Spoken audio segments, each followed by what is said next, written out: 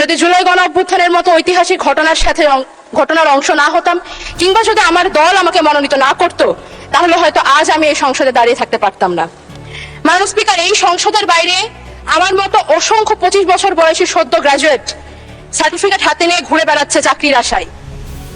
দেশে চাকরি নেই, ব্যবসার সুবিধা নেই, কৃষিকাজের জন্য পর্যাপ্ত জমি নেই, বিসিএস ছাড়া অন্য কোনো পেশায় মান সম্মান নেই। মাননীয় স্পিকার, পুলিশ হেডকোয়ার্টারের তথ্য অনুযায়ী বাংলাদেশে গড়ে প্রতি বছর আত্মহত্যার হার 11,000-এর অধিক, যার মধ্যে প্রায় 65%ই তরুণ তরুণী। মাননীয় স্পিকার, শিক্ষার্থীদের জন্য সরকারের নানান প্রকল্প রয়েছে, ভর্তুকি রয়েছে, আর চাকরিজীবীদের জন্য রয়েছে পে স্কেল, বোনাস। কিন্তু এই সমস্ত বেকার যুবক যুবতীদের জন্য রয়েছে শুধুমাত্র অবমাননা, অবহেলা, অসম্মান। এমনকি যে বাজেটকে বলা হচ্ছে স্বপ্ন দেখার বাজেট, যে বাজেটের দর্শন নাকি সবার আগে বাংলাদেশ, এই বাজেটেও এই অবহেলিত গোষ্ঠীর জন্য নেই কোনো সুস্পষ্ট রূপরেখা।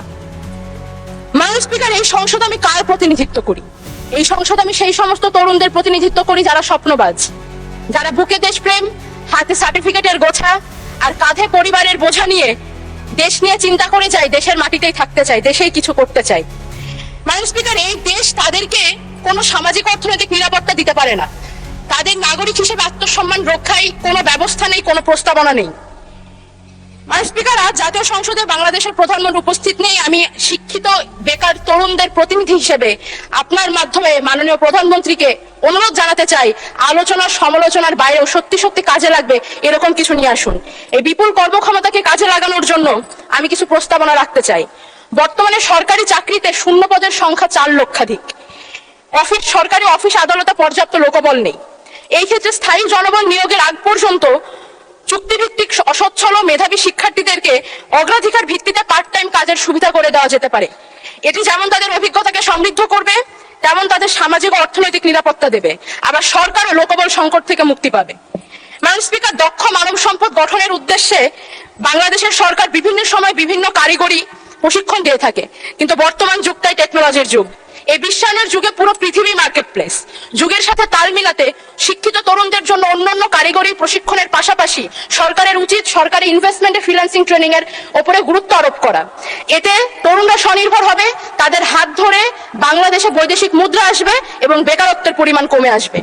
আমি অনুরোধ জানাবো এই সমস্ত শিক্ষিত বেকার তরুণদের কথা গুরুত্বের সাথে মাথায় রাখার জন্য, কারণ আমাদের ভুলে গেলে চলবে না যেই গণ অভ্যুত্থানের মাধ্যমে বাংলাদেশ থেকে স্বৈরাচার বিতাড়িত হয়েছে, তার অন্যতম চালিকা শক্তি ছিল এই সমস্ত তরুণরাই। মাননীয় স্পিকার, জুলাইয়ের কথা মনে করিয়ে দিতে চাই, বছর ঘুরে জুলাই কিন্তু পুনরায় সমাগত।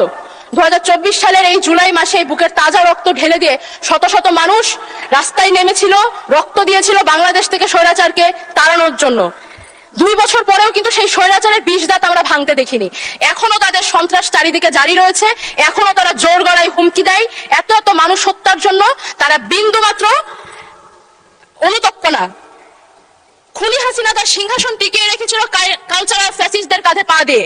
মাননীয় স্পিকার, এই সমস্ত কালচারাল ফ্যাসিস্টদের মোকাবেলা করার জন্য আমাদেরকে নিজস্ব দেশীয় কালচার এবং ইতিহাস ঐতিহ্যকে রক্ষা করতে হবে। আমরা হাসিনার আমলে দেখেছি মহান মুক্তিযুদ্ধ থেকে শুরু করে সংস্কৃতির প্রতিটি অঙ্গন তারা দখল করে নিয়েছিল। আমরা কিন্তু সেই পরিমাণ এফোর্টটা দিচ্ছি না। মাননীয় স্পিকার,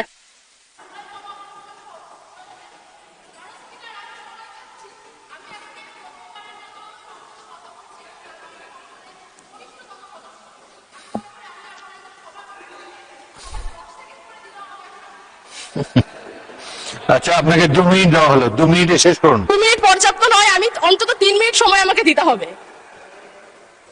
আচ্ছা বলুন। আমি প্রস্তাব রাখছি জুলাই গণ 3 মিনিট দেন ওনাকে। আমি প্রস্তাব করতে চাই জুলাই গণ অভ্যুত্থান সহ স্বাধীনতা পরবর্তী ফ্যাসিবাদ বিরোধী প্রত্যেকটা আন্দোলনের স্মৃতি ও চেতনাকে রক্ষার জন্য বাজেট বরাদ্দ দেওয়া হোক, রাষ্ট্রীয় অর্থায়নের নাটক, চলচ্চিত্র, চিত্রাঙ্কন প্রতিযোগিতার মতো আয়োজন করা হোক, এবং একই সাথে এই বাজেটে বাংলাদেশের লোক সংস্কৃতিকে সংরক্ষণ করার দিকে বিশেষ গুরুত্ব দেওয়া উচিত। মাননীয় স্পিকার, আমি সংক্ষিপ্ত করব। জুলাই গণ অভ্যুত্থানের পর নতুন বাংলাদেশের আমরা যে স্বপ্ন দেখি, সেই স্বপ্নে প্রাণ ও প্রকৃতির প্রতি দায়ভার আমরা বোধ করি। আমাদের বাংলাদেশে রয়েছে পৃথিবীর সবচাইতে বৃহত্তম ম্যানগ্রোভ সুন্দরবন, যা উপকূলের পাহারাদার হিসেবে প্রতি বছর আমাদেরকে প্রাকৃতিক দুর্যোগ থেকে বাঁচায়। আমি প্রস্তাব করতে চাই সুন্দরবন সহ বাংলাদেশের প্রধান 3টি বনাঞ্চলের বিরল প্রজাতির বন্যপ্রাণীদের রক্ষার জন্য যেন বন অধিদপ্তরের বাজেট বৃদ্ধি করা হয়। একই সাথে জানিয়ে রাখি, সুন্দরবন সুরক্ষা প্রকল্প এবং বাঘ সংরক্ষণ প্রকল্প দুটি এই বছরই শেষ হচ্ছে।